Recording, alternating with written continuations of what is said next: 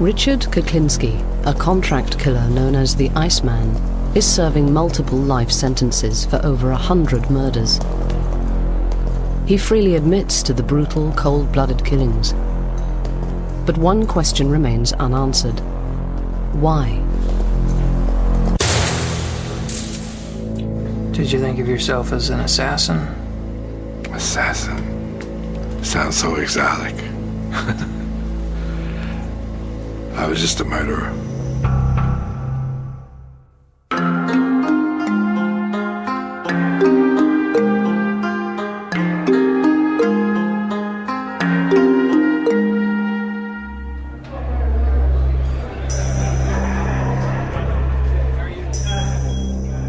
In July 2002, Dr. Park Dietz, a world-renowned psychiatrist and consultant to the FBI, visited Kuklinski in search of an insight into his twisted criminal mind. Over the course of 4 days, Dr. Dietz spent 13 hours with him, trying to penetrate the psyche of this remorseless killer. If I understand you correctly, you're positive you killed more than 50 people, and Definitely. you think you probably killed more than 100 people. Definitely. You're sure of that one, Definitely. but not sure it's more than 200. I wouldn't say definitely to that. Maybe yes, maybe no. I would say less than 200 people. Well, you tell me. It's not less than 200 people. You killed more than 200 people. Sure. Yep. I killed, basically, 100 people when I was a young man, before I even knew anybody. Too much. One part of my life, I killed people for nothing. Just for somebody to look at me wrong, I would kill them. Stab them, shoot them. You tended to shoot people up close and personal. Definitely. I wanted to tell them just before they left. I wanted to say goodbye.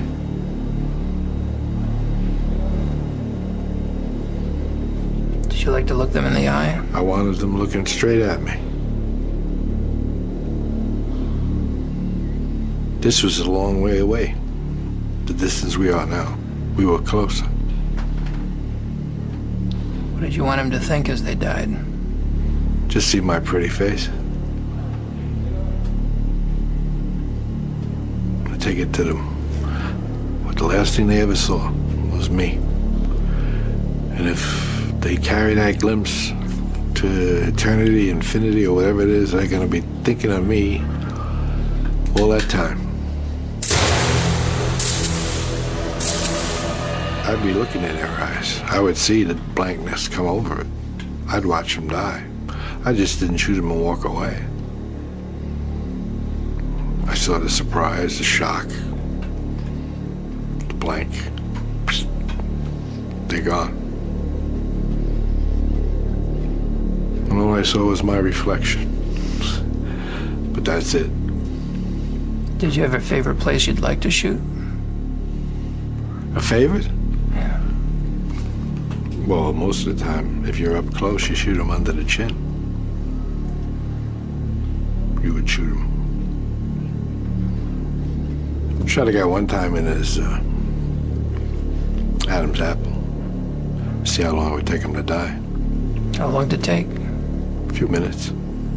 He drowned, actually. He didn't. Drowned in his blood? Mm-hmm. I was with somebody else. We had a $50 bet. I lost. You thought he'd go faster, huh? Yes. Do you know what an adrenaline rush feels like? Oh, yeah. What will give you one? Sex. It's the only one. I don't really get anything from hitting anybody, hurting anybody, shooting anybody. Does nothing for me. The only thing that gives me pleasure is sex. Well, that's a different kind of pleasure than what an adrenaline rush It's the only pleasure I get. Yeah. If I were to beat somebody up, it would do nothing for me. If I knocked them down and stepped over them, that's why you see it doesn't bother me. I don't care to hurt anybody. It does nothing for me. Killing someone else. But you could never get a feeling out of it. I never got one, though. It was disappointing. That's when I figured I must be crazy. Because I figured someone should have some kind of a feeling. Something.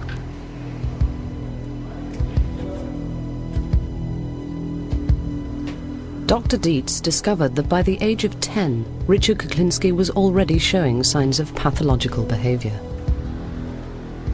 How were you with animals at that age? Deadly. Cats, dogs? Cats, dogs. I used to tie two cats' tails together. I drove over a clothesline and watched them rip each other apart. How long does it take? Not long. Did they both die? I don't know. I never stood around to see the final thing. I would say eventually they both died because they were both pretty well tore up. It's gotta be noisy. It was quite noisy. What else would you do with cats? Well, we had the incinerator in the projects there. So I threw a cat in the incinerator. Then I threw a book of matches in there. And through the door, I watched the fire get bigger and bigger, and this cat was running around, trying to get away. Eventually, the fire got too big for him, and he didn't run anymore.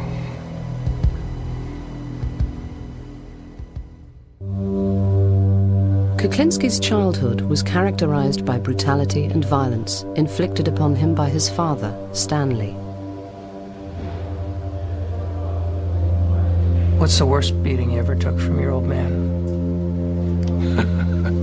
I don't think there's much difference in any of them. They were all pretty bad. He left his mark on me, pretty much. And he did most of that before you were, what, 11? Yes, I was young. And was that worse when he was drinking? With Stanley, it didn't really matter whether he was drinking or he wasn't drinking. He was a nasty son of a bitch, and he always will be till the day he died. And even when he died, he was a nasty son of a gun. Did you go to his funeral? No, I didn't. Was there one? Yes. I didn't like him in life. Why would I want to go see him in death? I was glad he was dead. How about your mom? How was she? Over the years, I got to dislike my mother a great deal. But now that I have more time to think about it, she was just a victim of her own life. As a kid, how did you see her? Hateful. Disliked her a great deal. She didn't believe in sparing a rod either. I mean, she used to hit me with a broomstick if I did something wrong. Where would she hit you? Whoever it hit.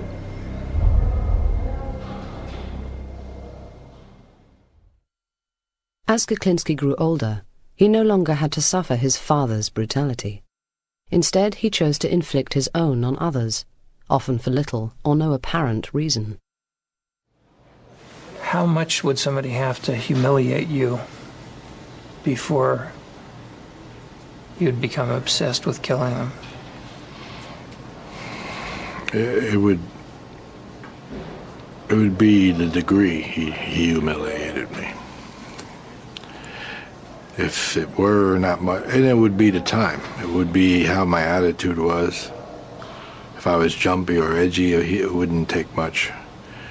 If I was passive, then he might get away with it. But No one really knew. I took a guy down one time just following him around. He was with a few people. Now, as they went to the bar, this person decided he couldn't wait to get inside to urinate. He never did. Everybody else went in. He stayed outside to urinate. He urinated. He went comfortably anyway. He had an empty bladder. But I actually strangled him. From behind, I assume. Definitely.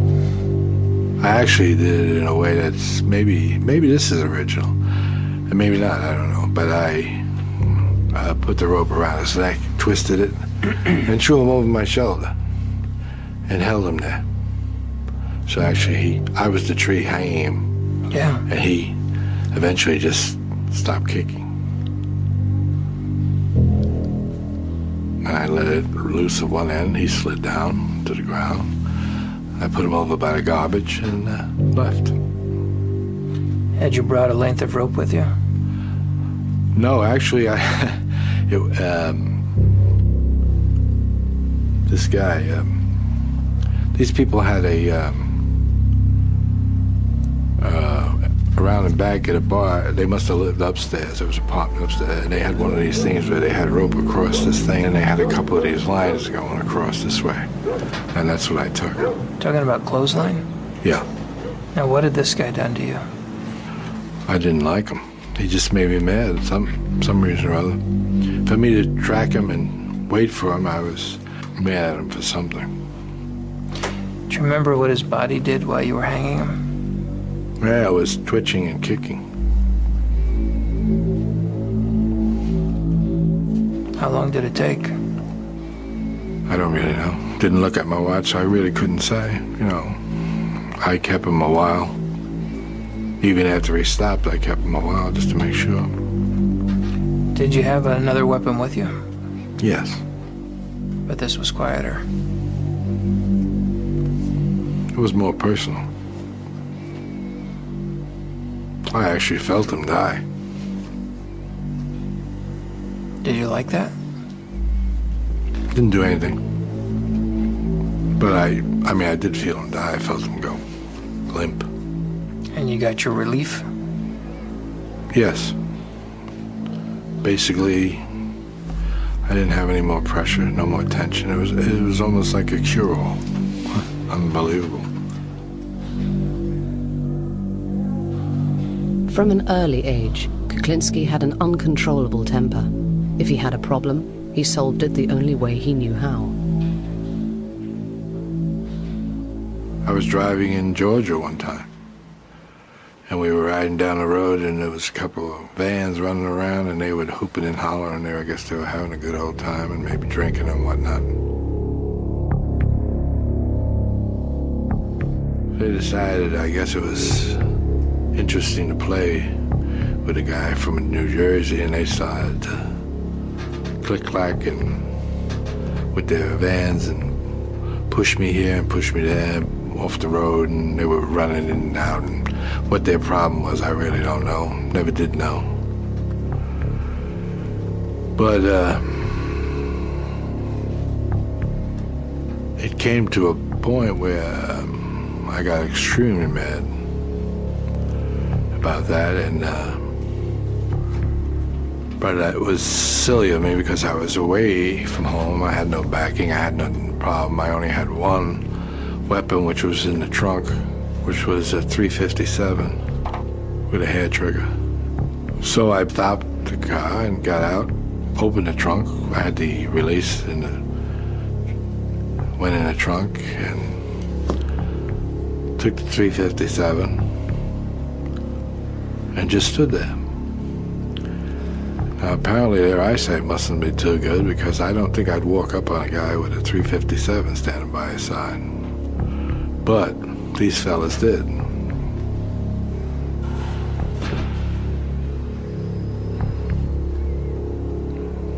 Foolish mistake. They all died.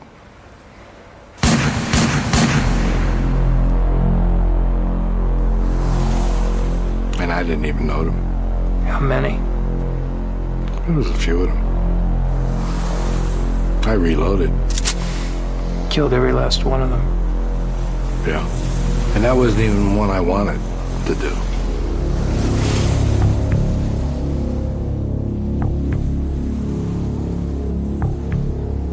Do you think that what they did was a capital offense? What they did? You mean playing with me? Yeah. Well, they could have killed me. What if they ran me off the road and I died? Bad behavior, no argument. Reckless endangerment. Reckless driving. Host of bad things.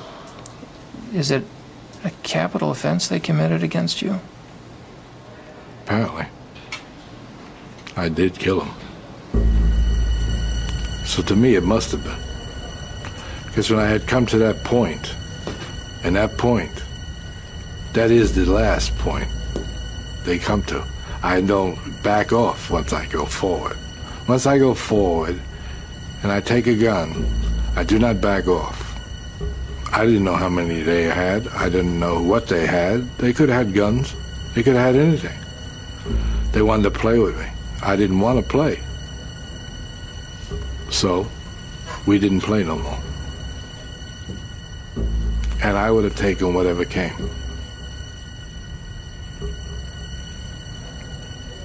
You almost made me mad.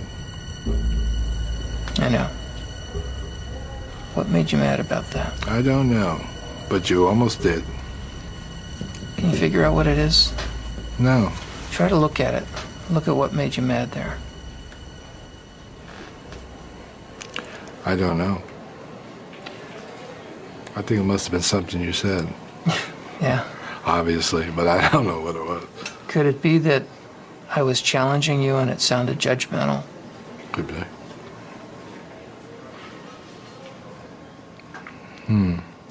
Yeah, it could be. Because you've got me annoyed with you now. Yeah. That's the truth. How mad are you? Not bad. Pretty. I feel a little flushed. So that means that I've reached a point in my life that I'm a little annoyed. What would you like to do? Doesn't matter. I don't think it's gone to the point that I'm actually gonna do anything stupid. Just curious to myself why it happened.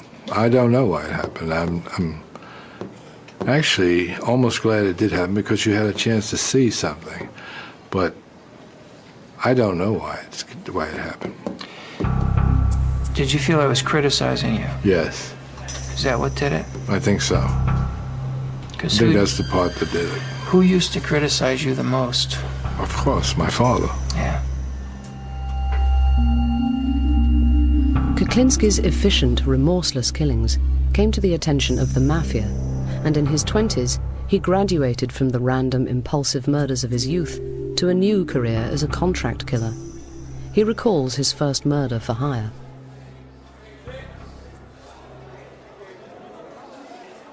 He gave me a picture of him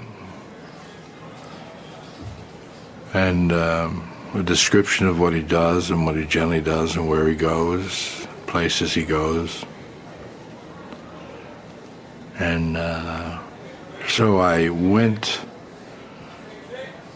to the area where they said he might be, and I saw somebody who looked like him, similar to him. He had a knack for smoking, and they told me he smoked big cigars, Churchill cigars or something. So I pulled up alongside of him. At the time I was riding a motorcycle. And I just said, Cuban? Are they Cuban? Looks like a good cigar. And he wasn't a happy camper, because he said, fuck you. And when he said, fuck you, he looked my way, and I got a clear shot of his face. It was a picture I had of the man they wanted, and I said, nah, don't fuck me, fuck you. And I just took this weapon out and blew his head off. just disintegrated as like you see a pumpkin get hit with a shotgun or something, they just spread out. And that's what happened. And light turned green about the time I shot him, and I left. Does it give you any response in your guts to see a man's head explode? It surprised me a lot. A response in my gut. What kind of response do we want? I don't know. I don't have any response.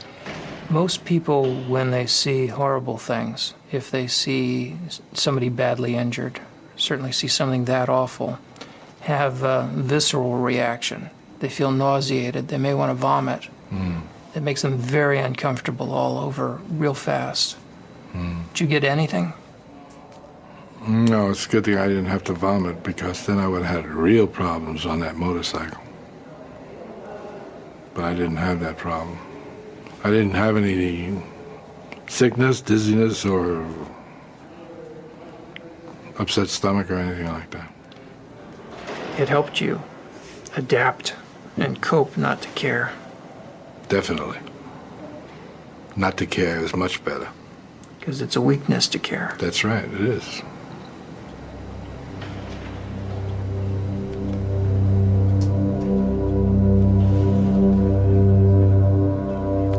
Then you have baggage. When you care, you can't just move. You have to worry. And you got something to lose. That's right. By the late 60s, the Iceman had become one of the mob's most prolific contract killers. Some of his most brutal murders took place at the Gemini Lounge in Brooklyn, a favorite haunt of mafia men. Dismembering bodies, did that turn your stomach? I don't think so. I remember having pizza one day while we were doing something like that. Pizza in one hand, chainsaw in the other? No. I didn't like chainsaws. That's another fable that they've come up with, that I use chainsaws. See, chainsaws are messy. Yep. All you get is all over me I have these little pieces of meat. Now that's a pain in the neck if I use chainsaws. Now would I want to ruin a good shirt with a chainsaw? That would be downright stupid. And I definitely have the wrong. I don't think I could walk around with bits of meat hanging off me or bits and pieces of somebody's body hanging off me. I would probably smell a little bit bad also at that point. So what's a better way to dismember Just a a body? knife. A butcher knife, you cut it around the bone, and a little slice here, a little slice there, and wrap it, ship it. Do you understand that most people can't imagine doing that to a human? Sure. I can understand that a great deal. I can't understand why I can. Did you have to cultivate that ability, or is that natural for you? I don't know. I don't recall. I did it. I don't recall when I started doing it or why, or the feeling I had when I did it. I don't know. Jeffrey Dahmer told me that when he cut bodies apart, Yeah. it repelled him. He found it horrible. He had to get himself drunk to overcome that Stink. natural revulsion. Yeah. It's because it's disgusting. Yes, it is. But to you could just do it, no feeling. No. The smell sometimes was annoying, but I would put cologne on. I would generally put cologne across here, so I could smell the cologne a lot better than I could smell anything else. Shooting, stabbing, strangulation, even poisoning, all part of Richard Kuklinski's murderous repertoire. He sometimes froze his victims' bodies to disguise their time of death, earning him the name of Iceman.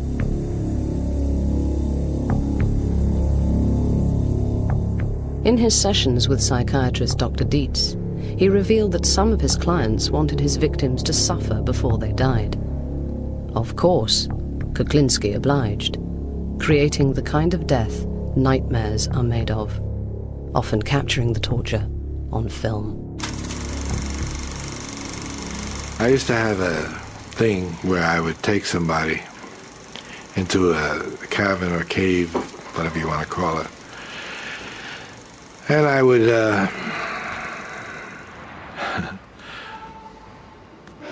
would tie them up or tape them, their hands and their feet together, and then I would leave them there, and I'd leave a camera on, and rats used to eat them.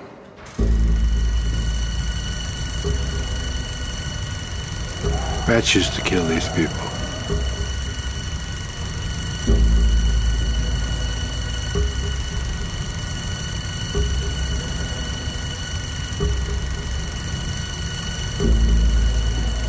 It was a very painful death for these people because rats would eventually smell them or come near them and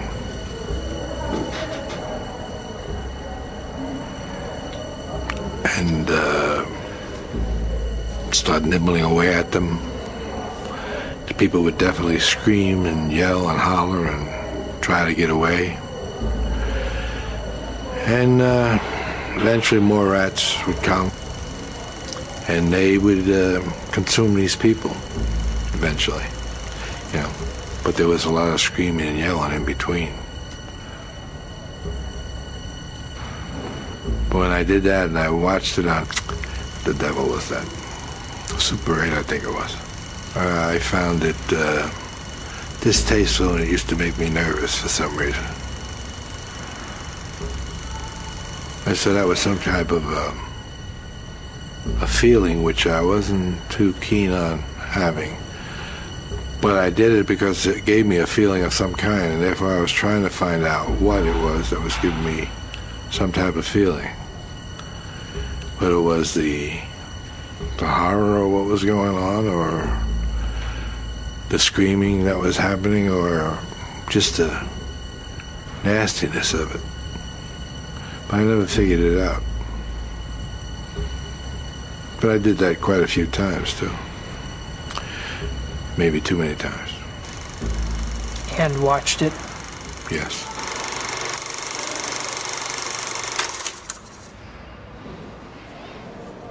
I beat a guy to death one time. I had blood in my shoes. His blood in my shoes. It just goes on that way. Had to throw all my clothes away. Yeah, I was driving a big Lincoln Town car with butt naked. Had a sheet wrapped around me.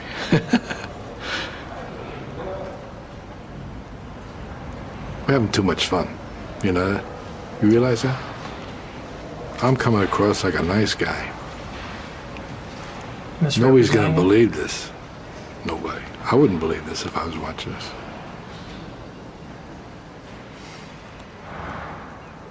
Because I'm the furthest thing from a nice guy. I am what you call a person's nightmare.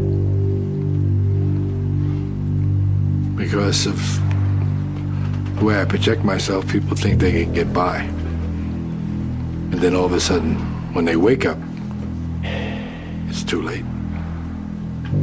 They already hit the stop sign. And that's a dead stop. But there have been people you've been good to, aren't there? Not many. There have been people. I don't know what you consider good. Your interpretation of good might be different than mine. I don't know. What do you mean good? Well, how do you think you were with your kids? Oh, the kids.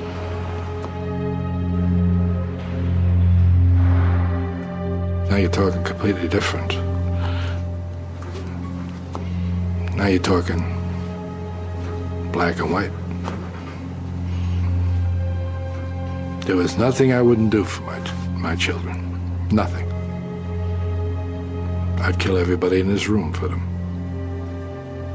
That's just to show you a point. Not that I would or want to, I'm just saying I would. If it meant I had to for them, I would do it without even thinking twice. It might upset me, it might hurt me, but I would do it.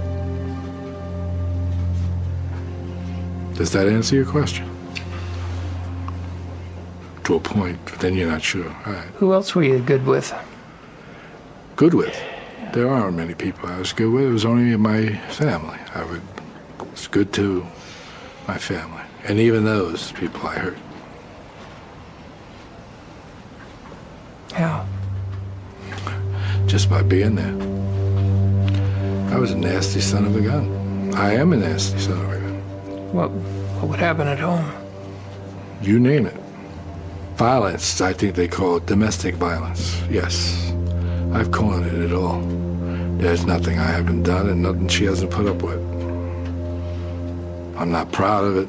It's the way it is. I could say I'm sorry, what good would it do? I couldn't have been too sorry, I did it again. But yet I was sorry. I couldn't control it. It's one of those things. Couldn't control it. I found something I couldn't control. Almost a hate-love relationship. So I really loved the girl. But when I got mad, I forgot all that. And wound up hurting the person I loved. So, where did I really love her? I still hurt her. I got to trust her more than I trusted anybody in my whole life. She's the only person I ever really trusted.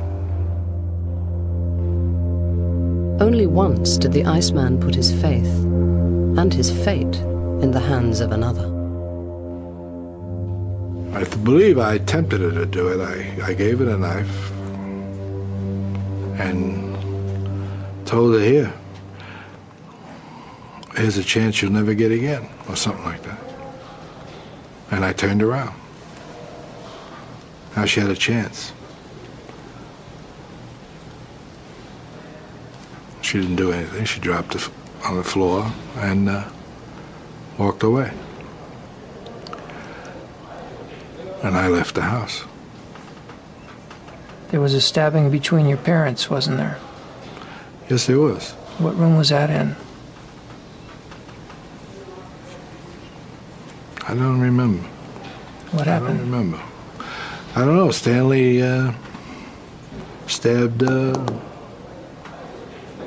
Anna. Why, I don't recall. I don't remember what it was all about, but I remember it did happen, yeah. Stabbed her in the back. Yeah. And here you are inviting Barbara to do that to you. Stupid, wasn't it? Yeah, but I did. Yeah, it's true. Were you testing her? You're trying to, I don't know, it might have been. Would have been a powerful thing if I was wrong. Yeah. I definitely would have got the point. Told you you had a sense of humor. I know you did. That's why I treated it, didn't I? But it's not a joking matter. It's a very serious thing. Domestic violence is very serious. I believe that's probably why my daughter dislikes me a great deal. Probably because she lived through a lot. You know, she lived through it all. Heard it, saw it. Saw it. Everything. Psychologically, I just probably hurt them in some way. Because they have that in their mind. As I have things in my mind. Why did you decide to talk to me? Well, basically, I think I tried it. I decided to talk to you would be so I could find out more about myself, since I don't know the answers. And you are a person who is highly qualified to give me answers, possibly, of what's going on. I figured this would be a good time to talk to somebody like you, or you know. Well, why don't we turn the tables here and you interview me? I'll answer your questions. Interesting. I can live with that.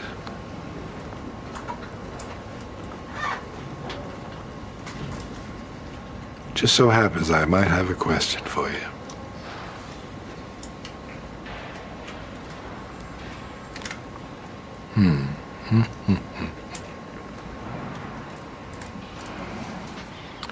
What do you think about me? Anything good, bad, or indifferent? Yeah, some of each. The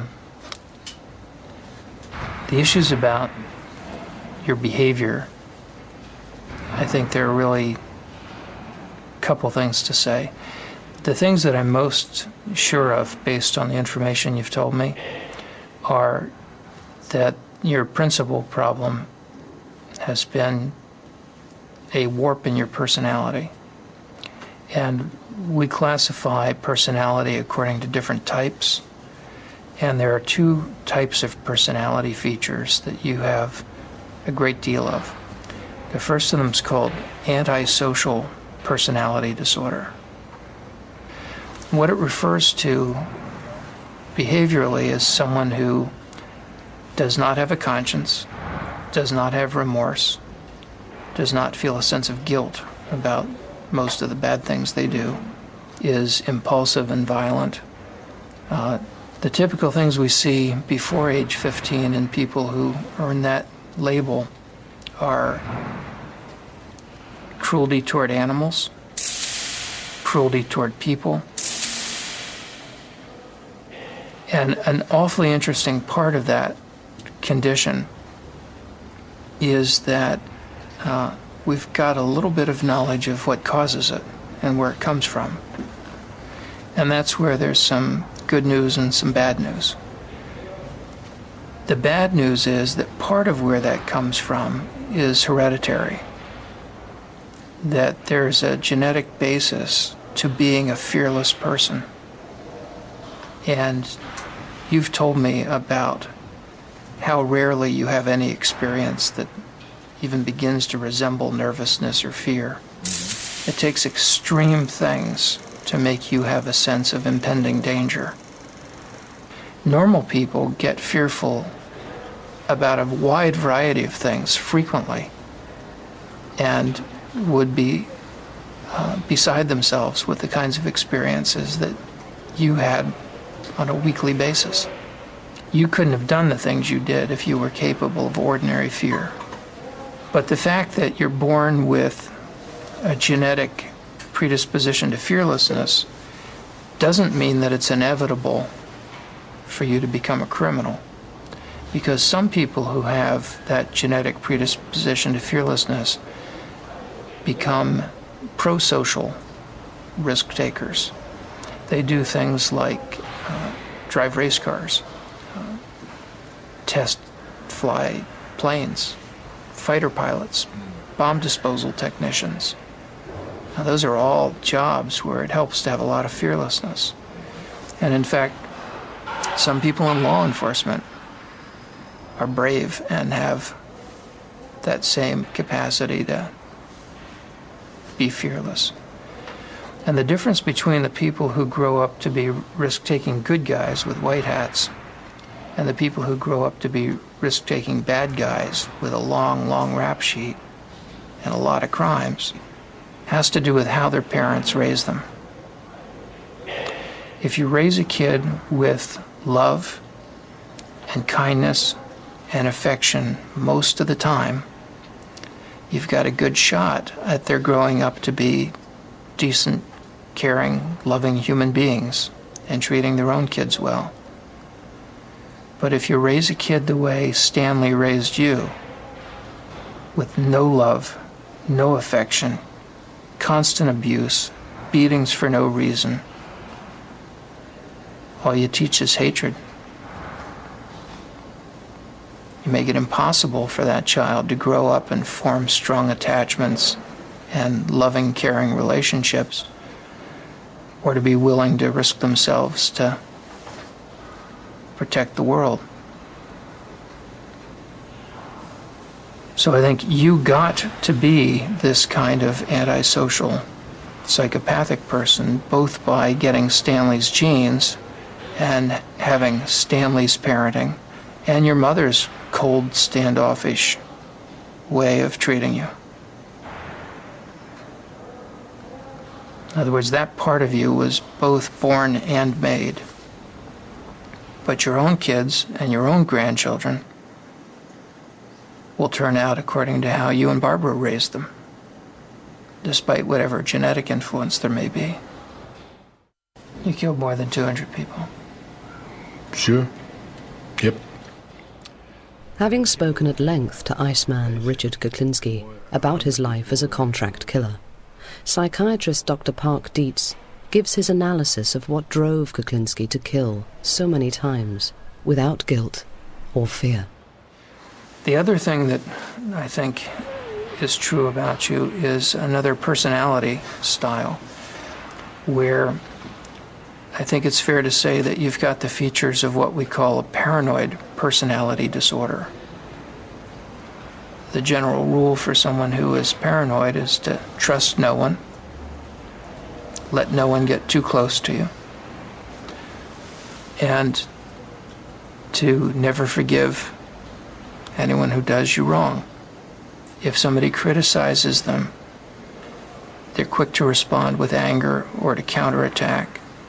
If somebody humiliates them, then they must have revenge. About 1 to 2% of the population has the paranoid personality disorder. About 2 to 3% of males and 1% of females have the antisocial personality disorder.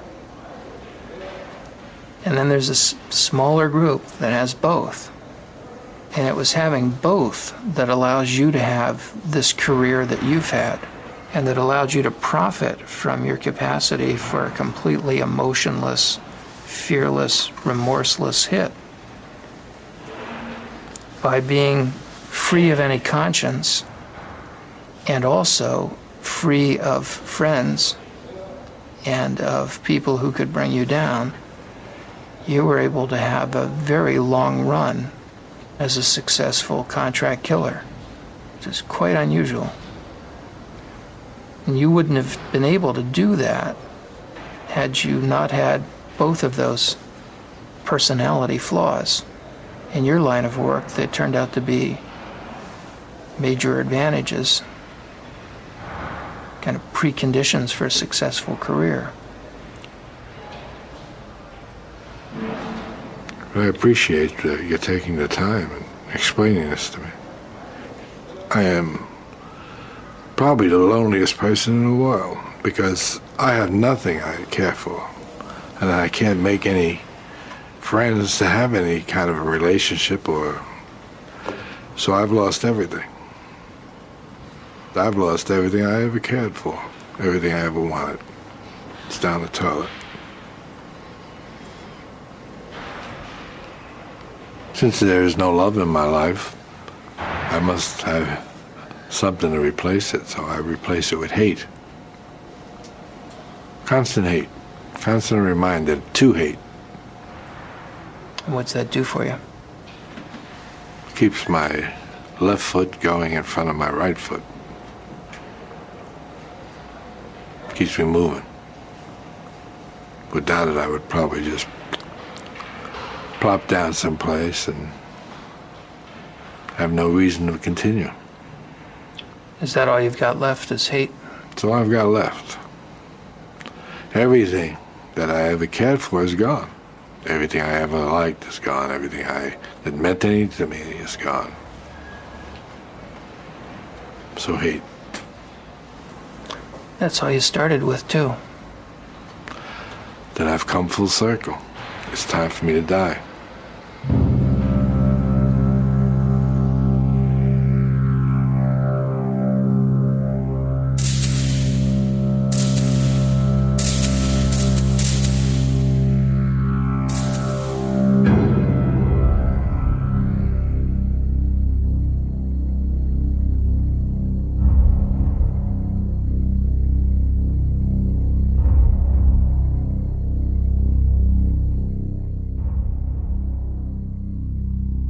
Now on 5, time for you to pick up the phone and try to win some cash in the Great Big British Quiz.